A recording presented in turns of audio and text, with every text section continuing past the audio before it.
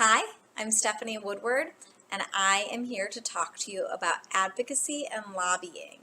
I've worked in advocacy for over 12 years, and I'm excited to talk to you about how you can use advocacy to help you achieve your goals and the goals for your organization.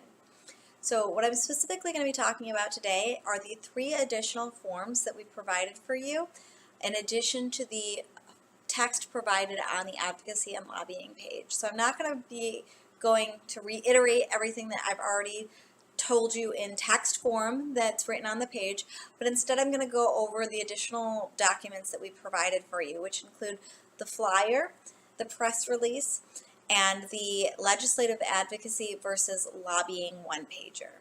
And the first thing I want to go over today is the flyer.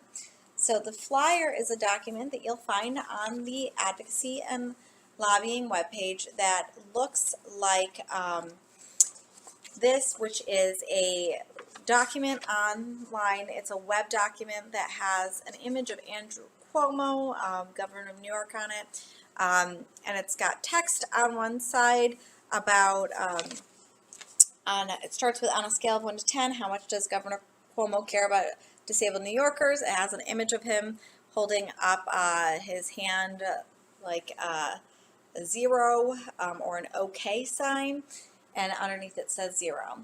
And then on the other side of this form, this flyer, it is not a duplicate of the flyer like it usually would be, but instead it has instructions on how to make a good flyer.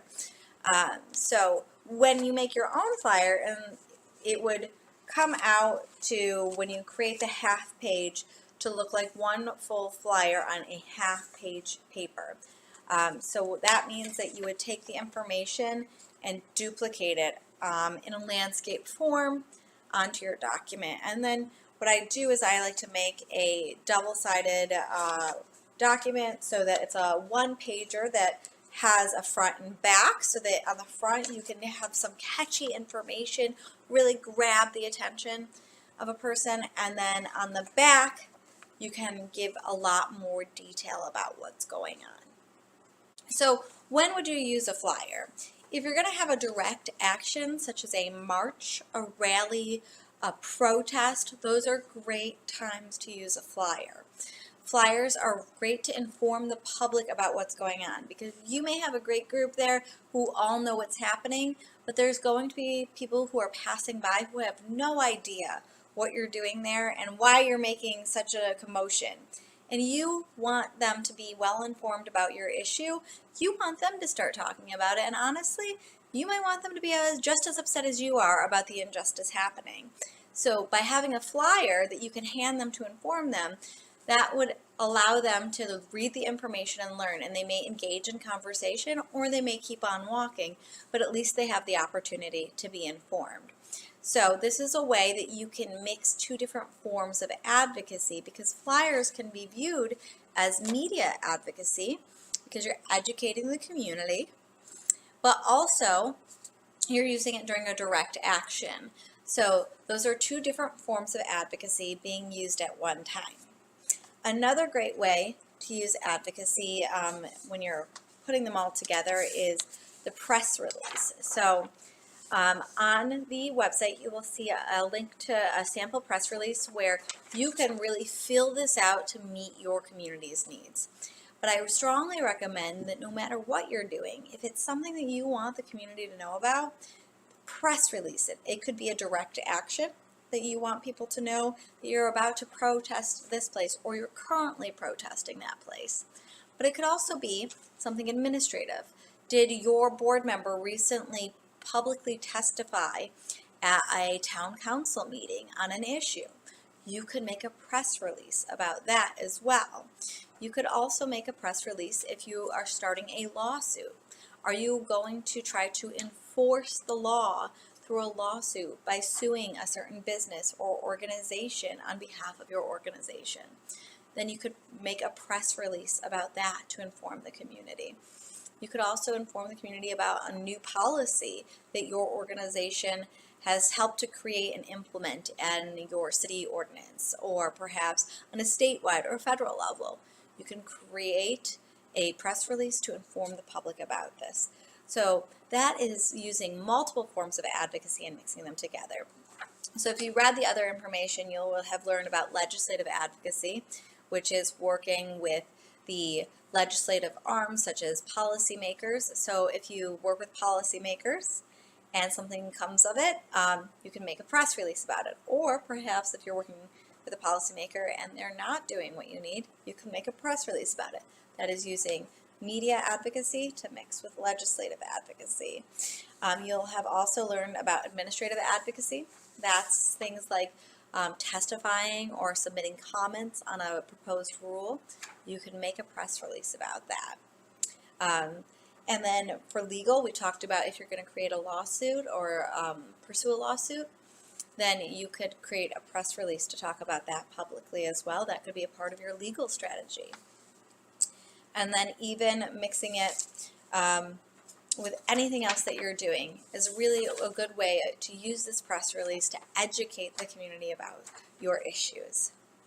And the last thing I really wanted to talk through was the difference between lobbying and advocacy. So you'll have read already about legislative advocacy and lobbying. There is a difference, and I don't want you to be afraid to do legislative advocacy because you think it's lobbying and that lobbying is not allowed. So first of all, sometimes lobbying is allowed. It's just a percentage is not allowed, or certain funding is not allowed. But that doesn't mean that lobbying is fully prohibited at all times by every single person in your organization. That's not the case generally.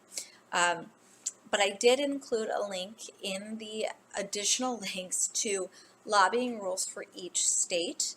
I would strongly recommend you take a look at your state's lobbying rules. But I also included a one-pager that goes through what is legislative advocacy versus lobbying. In addition to the text on the page, this one-pager can help you just determine, is what I'm about to do legislative advocacy or is it lobbying? And so the first thing you're going to want to ask yourself is, am I about to talk about a bill that has been introduced? If yes, then you probably are going to be lobbying. If no, if you're not talking about a bill that's been introduced, then you're probably not lobbying, because lobbying generally is about a bill that is introduced, asking for support for something that's introduced or asking a policymaker to oppose something. But if you're talking about a general issue in your community that is not specifically tied to you using words like, I want you to support X bill, then it's not considered lobbying. So let's say that I am opposed to the Medicaid bias that keeps people with disabilities from getting married, because people with disabilities can lose their Medicaid, but they could also lose their Social Security income if they get married, because the two of them combined may have too much income, all of these different things. So a lot of disabled people don't get married because of this, because they fear they're going to lose their benefits and they can't live without them. I'm opposed to this. I can go and talk to legislators about what an issue this is for people with disabilities. As a person with a disability myself, I think that it's wrong that there are people who are just like me in the world who don't enjoy the right to marriage simply because they may lose the benefits that they need to live. You shouldn't have to choose between being married and having the benefits you need to live. And I can talk very deeply about this matter. And it's not lobbying, because I'm not saying, and I need you to support a specific bill or I need you to oppose a specific bill. I'm talking about a specific problem, and I can say there's solutions to this. Congress should address this by changing the way the law works. But again, I'm not lobbying because I'm not suggesting a specific bill or a specific law be changed. So I think that that should help clear it up. But this, excuse me, should help you go through this. So inviting a policymaker to your organization to see how different things have impacted your organization is not lobbying. So let's say bail reform, that's really big in New York right now. It could be positively impacting your organization or negatively impacting your organization. I don't know, for each organization it's different, but you could invite your policymakers to your organization to see how it's impacting your organization. That's not lobbying. You're simply showing them the impact. Whereas if you're asking your members to call their legislators to have them vote against or for bail reform, then that is lobbying. Even if you're not personally doing it and your organization's not doing it, if you're asking your members to do it, that is indirect lobbying. So I hope this has been helpful. And I hope that you and your organization enjoy advocacy efforts and don't be afraid to do some good legislative advocacy just because it might be lobbying. As long as you know the rules, you can certainly get a lot of great things done. Thanks so much. Have a great day.